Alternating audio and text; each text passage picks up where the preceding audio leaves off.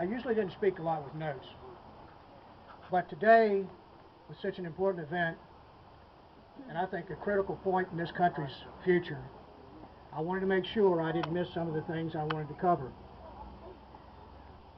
I'm really glad to see so many of you coming out today. I know you probably got family gatherings back home, other things that you would like to be doing maybe, but I can tell how important you feel the future of this country is by showing up.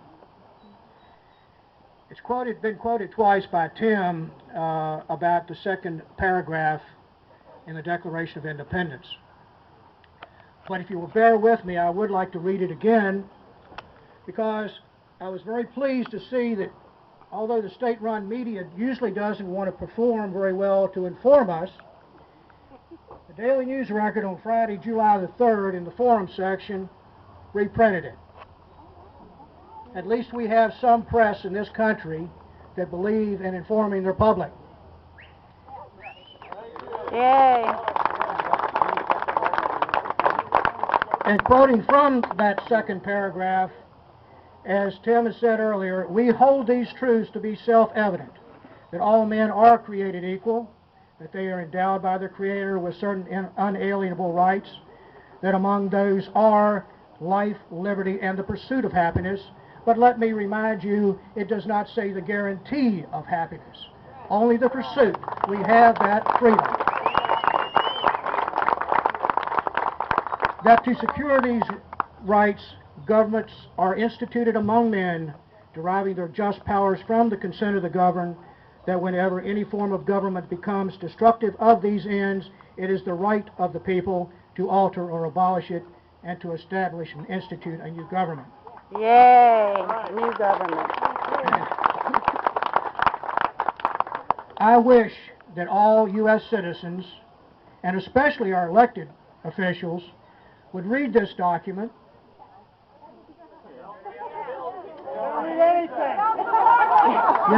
You're getting ahead of me.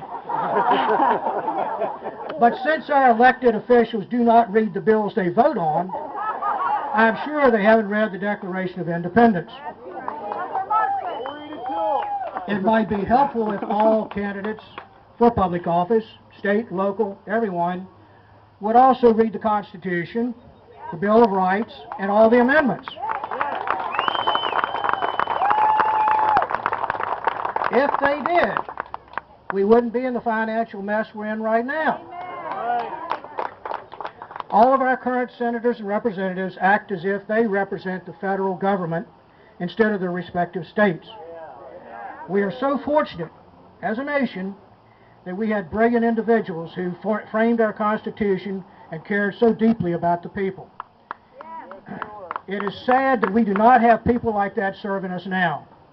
If they did truly care about us, they would have a plaque on their desk citing the 10th Amendment and governed by that amendment.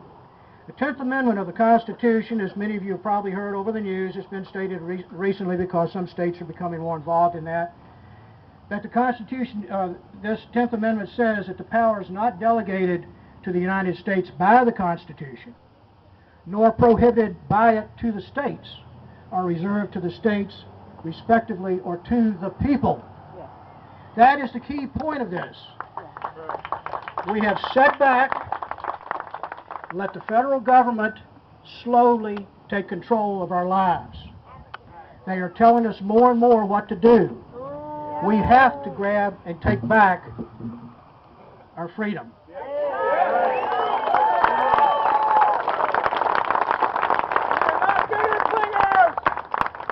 If our representatives and senators would follow this doctrine, we would not have the federal government overstepping its constitutional authority in the area of cap-and-trade legislation, bailouts of banks, insurance companies, and auto industries, and an attempt to nationalize our health care.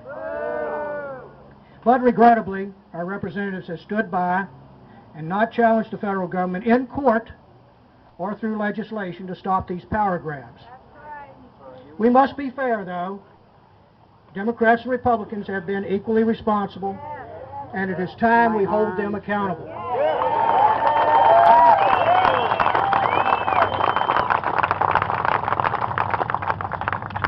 When I quoted the second paragraph of the Declaration of Independence earlier, I want you all to know, and any media people that are here, which it looks like they may have already gone. Yeah, exactly. But I want everyone to understand that I was not advocating insurrection, but it is time for us to wake up and become involved. And if our public officials are not representing our interest by working to reduce spending, reverse government growth, cut taxes, then we need to vote them out and elect people who will protect our interests.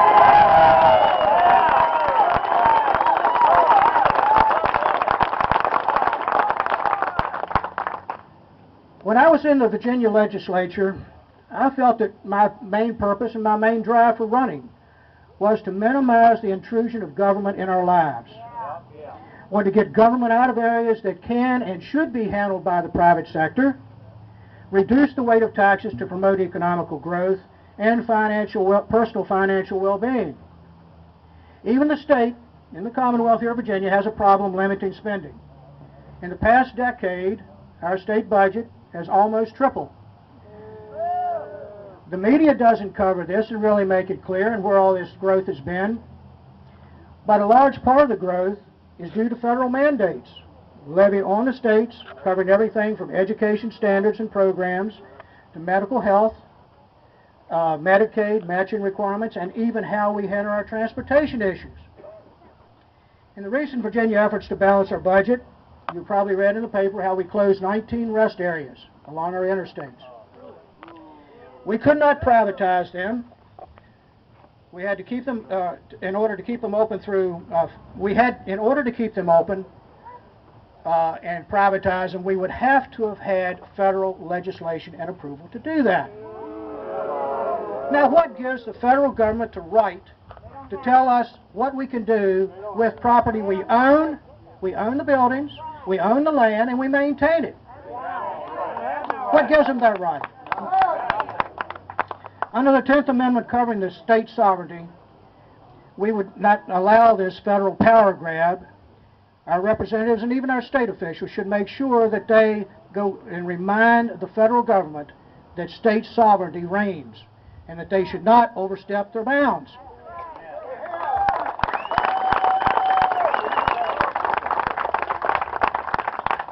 Been hearing a lot about cap and trade and how it's going to increase our future energy costs. What should be of great concern to us all that it is an example of the past 100 days of legislation that has been approved in a crisis situation where the bill is not properly discussed in committees nor debated on the House floor, but more importantly is passed without even reading it. This is a disgrace. The things that are so important to this country, we cannot vet that through the newspapers, analyzing what's going on for more than 2 days. In this case, with cap and trade, they ran it through with amendments, 300-page amendments, at 3 o'clock in the morning, adding those on. But yet we can spend 4 days talking about Michael Jackson and all the great dance moves that he had. Where is the media? Why are they not doing their job anymore? Because they're communists. Exactly.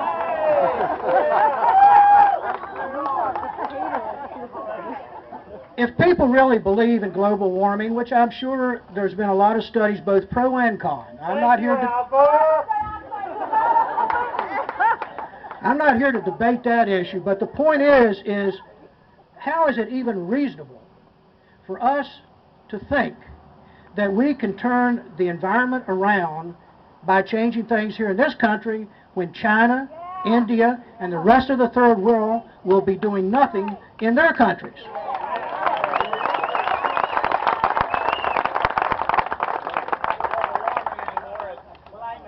That's right.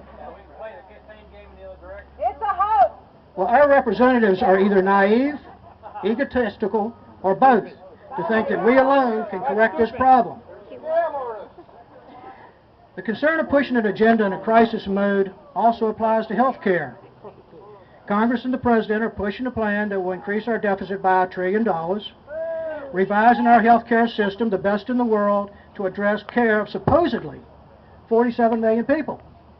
but the